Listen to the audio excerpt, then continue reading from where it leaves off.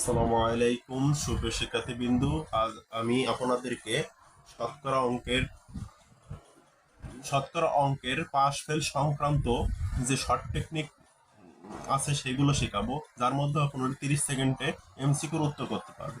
Pass fail সংক্রান্ত অনেক বড় ধরনের একটা অঙ্ক আসে, যা দেখে আমরা ঘাবড়ে যাই, কিন্তু এটা 30 সেকেন্ড উত্তর করা সম্ভব। দেখেন কিভাবে। কোনো একটি পরীক্ষায় বাংলায় 60%, গণিতে 50% এবং 40% উভয় বিষয়ে পাশ করলে তবে শতকরা কতজন উভয় বিষয়ে ফেল করে, অর্থাৎ পাশ ফেল সংক্রান্ত। যদি ফেলের কথা উল্লেখ থাকে, যদি ফেলের সংখ্যা চাই, তাহলে এই সূত্র প্রয়োগ করবেন। 100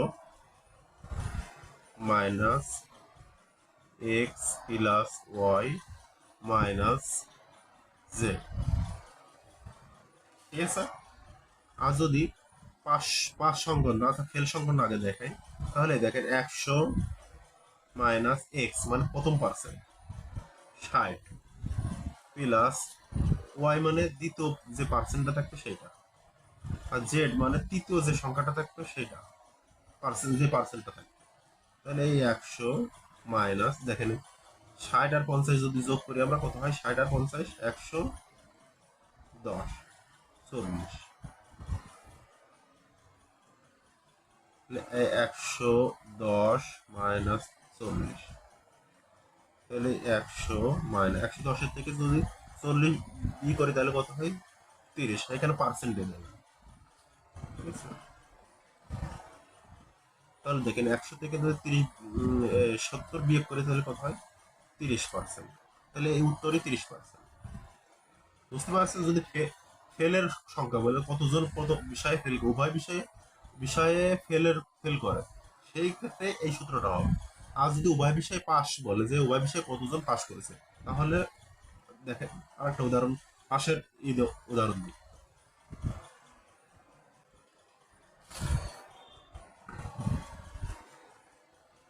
কোন স্কুলে 70% পরীক্ষার্থী পরীক্ষার্থী ইংরেজিতে এবং 80% পরীক্ষার্থী 80% বাংলায় পাশ করেছে, তাহলে উভয় বিষয়ে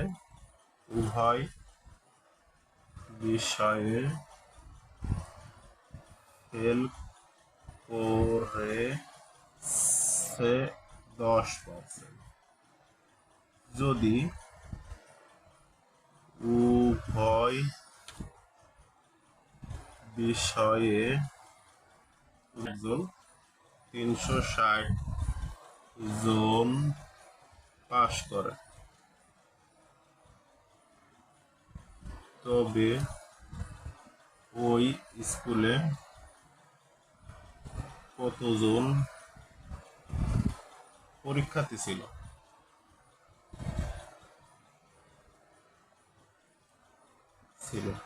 দেখেন তাহলে কি বলছে, কোন স্কুলে 70% 70% পরীক্ষার্থী ইংরেজিতে এবং 80% পরীক্ষার্থী বাংলাতে পাশ করেছে, উভয় বিষয়ে ফেল করেছে 10%।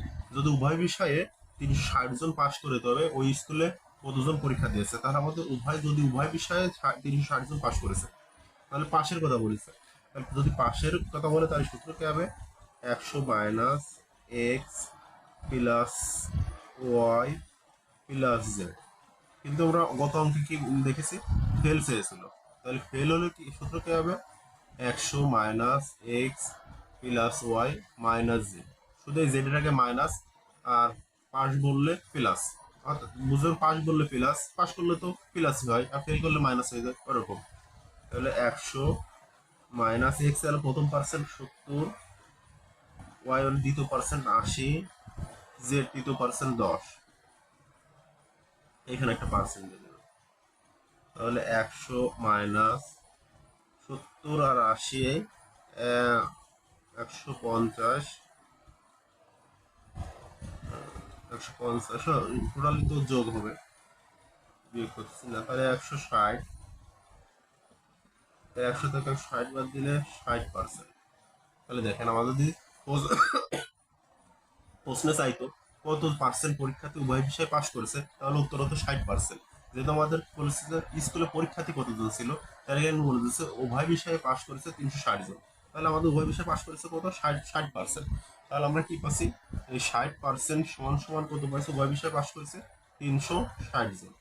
তাহলে 1% সমান সমান কত আসে, 360 গুণ ভাগ 60। তাহলে 100% কতজন আসে, দেখেন 360, 160, শূন্য শূন্য কাটা, 3 দুগুণী 6, 5 দুগুণী 10, 3 12 36, 120, 5 0 0, 5 দুগুণী 10, 5 600, উত্তর হলো আমাদের কি 600 জন।